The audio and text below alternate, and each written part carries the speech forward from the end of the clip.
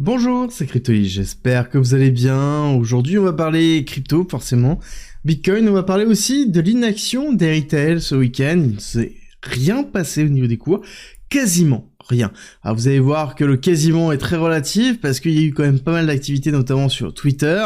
et beaucoup de drama, et ça va être intéressant de bien comprendre ce qui se cache derrière. Et clairement, on va attendre, comme d'habitude, l'ouverture du marché américain sur ce lundi. C'est elle qui va déterminer au niveau des cours de BTC ce qui va réellement se passer dans la semaine. Je vous explique ça dans quelques instants. En attendant, on va faire un petit tour sur les nouvelles. On voit qu'on a eu un certain nombre de hacks au niveau des comptes, soit Litecoin, soit Foresight Ventures, etc., etc. C'est assez fréquent, on fait très attention, notamment quand on voit des comptes actifs et dans lesquels on a confiance, qui proposent potentiellement un même coin différent, ou un insight, ou d'aller récupérer un airdrop dont vous avez aucune idée. Faites toujours très attention, c'est très facile en bull run de se sentir obligé de cliquer sur ce lien parce qu'on a la cupidité qui est bien présente et on se dit qu'on va passer à côté d'une opportunité. Et il faut toujours bien prendre du recul sur oui ou non, est-ce que c'est une opportunité ou est-ce que c'est hacké. Souvent ça vaut le coup de prendre un maximum de recul avant de faire une action, ça évite de vous faire siphonner, c'est-à-dire perdre globalement tout ce qui est sur votre wallet.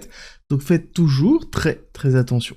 L'autre chose que je voulais vous partager, et pareil dans cette notion de faire attention, ici c'est l'histoire de ce qui s'est passé ce week-end avec Accelerate DAO qui s'est lancé, qui est un protocole qui sur le papier était très intéressant, avec un certain nombre de personnes qui soutenaient le projet, des personnes qui sont spécialisées dans l'IA, qui sont spécialisées dans les crypto agents IA du moment. Globalement, tout pour réussir. En effet, c'est le cas, ça a réussi pour 240 personnes qui étaient insiders, qui avaient un waitlist au départ, et qui, avec globalement 5 sols, sont devenus millionnaires. Alors l'ouverture était pas que de 5 sols, mais c'est un peu la représentation que vous devez avoir, sauf qu'il y a eu beaucoup de problèmes dedans, et les personnes qui sont rentrées en insider, qui sont plutôt connus, ont vendu, dumpé directement sur la communauté. Et là, on va faire très attention, toujours dans ce système de hype, où on a un beau protocole, on a une belle idéologie, mais les investisseurs font absolument ce qu'ils veulent. Là-dessus, sur le lancement du projet, il faut savoir qu'il y a une partie de la liquidité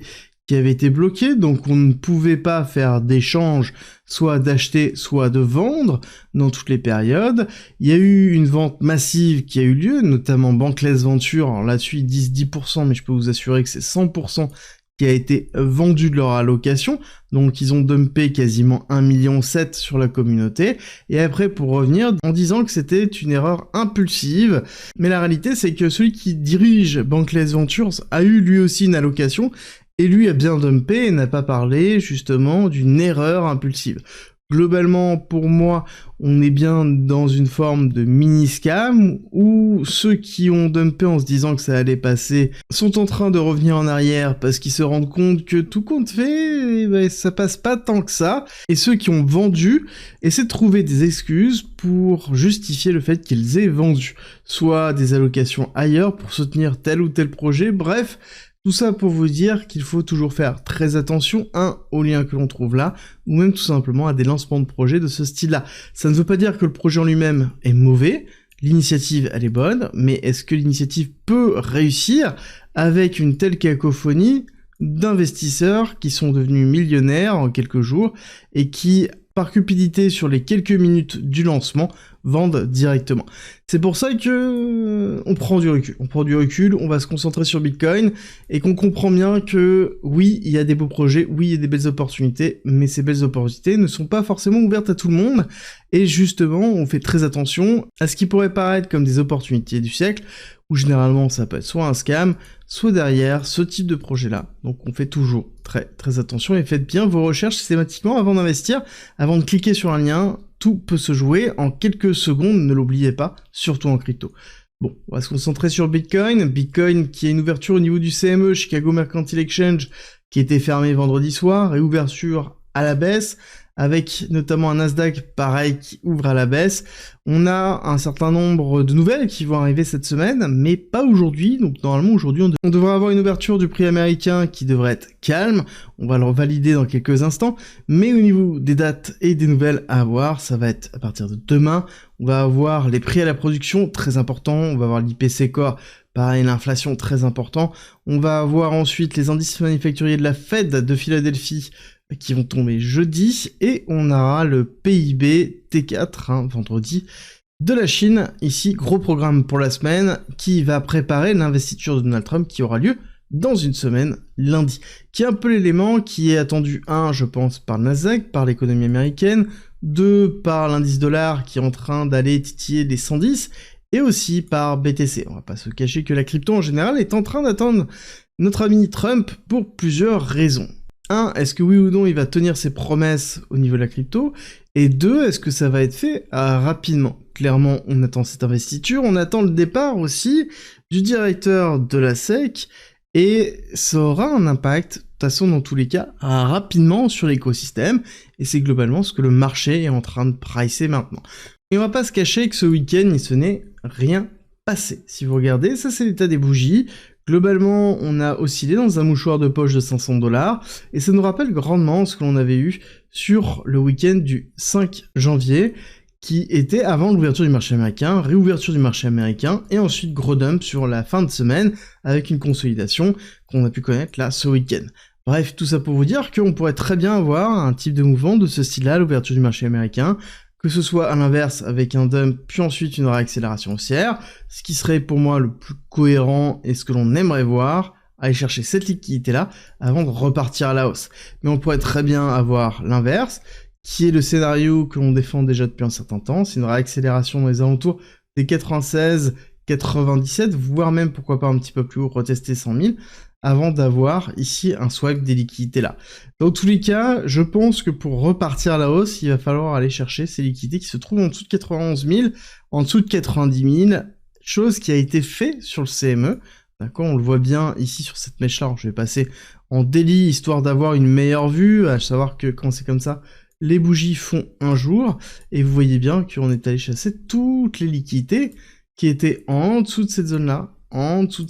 avec juste cette mèche-là. Il faudrait qu'on ait la même chose sur, ici, ce graphique-là, qui est représenté par le Total Index, ou Binance, comme vous voulez, ou Coinbase, ça importe assez peu, c'est le prix spot, et on aimerait bien aller chercher ces liquidités avant de pouvoir partir dans quelque chose qui fasse comme ça, pour avoir une belle réaction haussière. Là, on aura un signal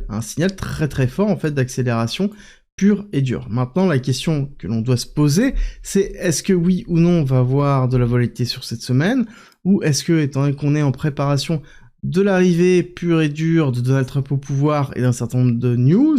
est-ce qu'on n'aurait pas une forme de consolidation qui se ferait comme ça, qui serait plutôt morne, avant d'avoir vraiment un mouvement libératoire? Je vous avoue que je suis pas trop pour ce scénario-là, je suis beaucoup plus pour le scénario d'un mouvement fort haussier aujourd'hui ou baissier, et ensuite un mouvement inverse pour la fin de semaine, un petit peu comme on a connu justement ici, d'accord? On se retrouve dans une borne basse, ce serait tout à fait cohérent d'avoir un mouvement baissier maintenant pour repartir à la hausse, mais encore une fois, la réponse aura lieu au marché américain, et ça va être intéressant de voir, parce qu'on a quand même comprimé pas mal de liquidités qui se trouvent en haut, en bas, et on a toujours les poules d'ordre d'achat qui se trouvent toujours dans les alentours des 90 000, qui serviront certainement de coussin pour pouvoir rebondir dessus, si jamais en fait ce scénario-là se joue, et on voit qu'on a vraiment une grosse zone d'ordre, ça va jusqu'au quasiment 86, allez on va dire 87 pour les plus gros ordres, donc entre 90, entre 91 même et 87, on a vraiment beaucoup de lignes d'achat de BTC, donc qui fait une grosse zone, et ça correspond aussi à la zone de liquidité que l'on retrouve là, donc pour moi ce serait cohérent d'aller taper cette zone de liquidité à un moment donné, j'en parle déjà depuis un certain temps, à savoir que là on avait une petite zone de liquidité qui se trouvait hop au-dessus, on voit qu'on a fait une petite mèche, on a été à chercher la mèche ici du 10 janvier, mais est-ce que c'est suffisant? Pour moi non. Il aurait fallu peut-être taper un petit peu plus haut, si on était allé chercher par exemple ici les 96 500, voire peut-être les 97 000, je vous aurais dit que oui, on avait vraiment un signal d'aller chercher plus bas tout de suite. Là, le fait qu'on ne soit pas allé chercher ça, c'est pour ça que pour moi, au niveau du scénario, on est plus dans les 50-50. Dans tous les cas, il faut prendre du recul par rapport à ça, parce que même si l'investiture de Trump arrive, a lieu dans une semaine, ça ne veut pas dire qu'en effet, les promesses crypto vont arriver tout de suite. Ça ne veut pas dire que ce sera un déclic instantané, ça va prendre du temps à se mettre en place. On parle souvent de 90 premiers jours d'un mandat, c'est une réalité, on a beaucoup d'actions qui sont effectuées dans les 90 premiers jours pour bien marquer l'investiture du nouveau président, ça n'empêche que il va falloir voir si la crypto rentre dedans, mais je pense personnellement qu'on aura à minima en fait un changement sur la CFTC et sur la SEC, et eux-mêmes, ces nouveaux présidents d'institutions, ont le pouvoir d'influencer la crypto. Maintenant, il faudra voir sous quel délai ça se met en place, ça prend toujours un petit peu de temps, et on prend aussi en considération le sénateur Lummis. Alors le sénateur Lummis, pour plusieurs raisons, c'est que c'est quelqu'un qui est fervent défenseur de Bitcoin et de la crypto-monnaie en général, et qui a poussé grandement la mise en place d'une réserve de Bitcoin au niveau des USA. Mais sauf qu'ils n'ont pas la même vision entre Trump et Lummis, et donc on pourrait très bien avoir un Lummis qui est très positionné autour de la mise en place tout de suite de la réserve de BTC avec un achat actuel maintenant, mais qui ne soit jamais validé par Trump, et c'est pour ça qu'il faut faire toujours très attention entre la divergence de la vision de quelqu'un qui a toujours été pro-BTC et de quelqu'un qui s'est fait élire grâce justement à la crypto-monnaie. Donc il y a toujours un écart vraiment entre les deux, entre quelqu'un qui l'est réellement et quelqu'un qui a utilisé cette méthode-là pour réussir ses élections et pour récupérer des fonds pour sa campagne électorale. On ne l'oublie pas qu'il y a pas si longtemps, il était anti-crypto, donc on prend toujours des pincettes sur ce qui va se passer, et surtout le délai dans lequel ça va se mettre. Bon, dans tous les cas, ce qui est sûr et certain, c'est que on va attendre aussi l'injection des liquidités, voir comment le marché reprend au niveau des injections sur les ETF spot Bitcoin, et on rappellera qu'il y a pas si longtemps, le 11 janvier, c'était l'anniversaire d'1 an du lancement des ETF spot Bitcoin aux USA, avec notamment BlackRock qui a connu vraiment une explosion impressionnante, avec un nombre hallucinant d'injections de liquidités. On parle de 51 milliards de dollars sous gestion chez BlackRock au niveau de l'ETF. D'accord, c'est vraiment énorme. Ça fait partie des plus gros produits qu'ils ont maintenant, et en termes d'évolution, ça fait partie des produits qui ont le mieux réussi dans le timelapse de 1 an. Et oui, en 1 an, on parle de 537 000 Bitcoin depuis le lancement, on parle de 5,84% de la supply actuelle de Bitcoin. C'est énorme en termes d'évolution. Et BlackRock est le géant dessus, c'est 40%, 47%. C'est quelque chose qui a grandi de 0 à 47% de la totalité des Bitcoins qui sont en ETF spot aux USA. Ça montre bien qu'il y a un engouement qui est en train de se faire, et on voit bien que depuis la mise en place ici, la validation de Donald Trump en novembre, on a bien une courbe d'accélération jusqu'au 18 décembre, et ensuite on a une temporisation. Et ce qui est intéressant, c'est de bien voir cette temporisation-là. Le fait d'avoir cette temporisation nous montre aussi qu'on est quand même, à l'heure actuelle, dépendant en termes d'évolution par rapport aux institutions. C'est eux qui permettent de pousser réellement le cours en achetant du BTC et de créer ce choc justement entre le nombre de bitcoins disponibles et les bitcoins qui sont achetés. Donc ça on le prend en considération parce que c'est une réalité, et ça nous montre bien que BlackRock, qui a réussi son coup de force au niveau de Bitcoin, peut reprendre dans pas longtemps avec d'autres ETF qui ne seraient pas sur BTC mais qui seraient sur d'autres cryptos, et redynamiser peut-être d'autres cryptos. Alors là-dessus on va pas forcément parler de l'ETF spot Ethereum, mais ce qui est sûr et certain, c'est qu'actuellement, peu importe ce qui se passe, Bitcoin a le vent en poupe. On a Ethereum sur BTC qui est à la baisse, on va avoir Solana BTC qui est à la baisse, on va avoir Tao BTC à la baisse, Render BTC à la baisse, OP BTC à la baisse, oui, BTC à la baisse, encore une fois. Ça, ce sont des graphiques qui sont justement les principales cryptos qui sont contre Bitcoin, et on voit bien qu'on n'a pas les leaders du moment en surperformance par rapport à Bitcoin. Ça veut dire bien que on a une dominance générale qui monte, et même sur celle qui avait surperformé Bitcoin pour un certain temps. Donc on a vraiment une dynamique qui est en train de se faire, où on a une concentration sur Bitcoin, que ce soit à la baisse ou à la chute, et c'est elle qui reprend le dessus. Et c'est très intéressant parce que c'est quelque chose que l'on retrouve vraiment dans ces phases d'accélération. Donc pour moi, on va aller chercher encore une accélération assez haute, peut-être retester les 60, voire même, pourquoi pas un petit peu plus haut, que ce soit dans une phase de retracement de BTC ou que ce soit dans une phase potentiellement d'accélération. D'accord ? Pour moi, Bitcoin va reprendre de la dominance, que ce soit on va aller rechercher beaucoup plus bas, ou que ce soit dans une accélération avec une rupture réelle des 100 000 $ pour vraiment un nouvel ATH,